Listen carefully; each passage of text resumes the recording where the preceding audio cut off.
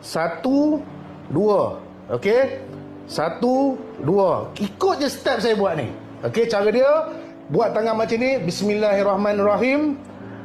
Qul a'udzu birabbin nas. Nas tu dekat sini. Malikin nas. Ilahin nas. Min syarril waswasir khannas. Nas tu mesti kena kat sini. Allazi yuwaswisu fi sudurin nas. Minal jinnati wan nas. Nas lepas. Okey, sampai nas lepaskan. Qul a'udzu birabbin nas.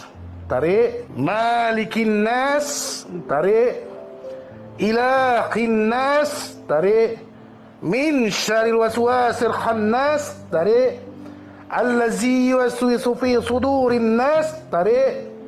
Minal jinnati wan nas. Tarik.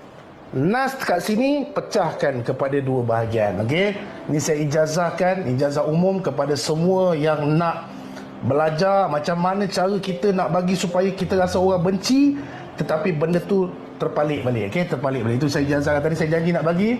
Saya bagi. Korang boleh amalkan, cuma kalau korang buat sampai nas ni rasa macam mencocok, okey, kalau boleh gunakan kaedah limau yang saya pernah ajar tu. Okey, gosokkan dekat bahagian sini.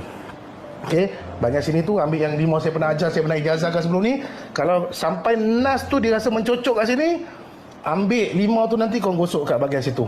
Okey, lepas tu continue lagi. Lepas tu korang tengok, selepas korang buat benda tu, apa feedback pada orang. Selama ni korang rasa macam orang tak suka, macam orang benci, ataupun mana-mana saja yang ada masalah jodoh ke, sangkut-sangkut jodoh ke, boleh cuba cara tu. Kalau siapa ada minyak aura daripada pusat rawatan boleh pakai, minyak kasuri hitam boleh pakai. Kalau nak pakai minyak aura ataupun minyak kasuri hitam, minyak biru tu, buat dulu lam alif. Okey, buat dulu lam alif sini. Okey, buat lam alif. Dah ada minyak tu kat sini, buat macam tu. Bismillahirrahmanirrahim, baru jalan. Sambil yang jalan tu, sambil sedut bauan tu. Qul a'udzu birabbin nas, tekan, tolak. Malikin nas, sampai nas, tolak. Sampai habis. Okey.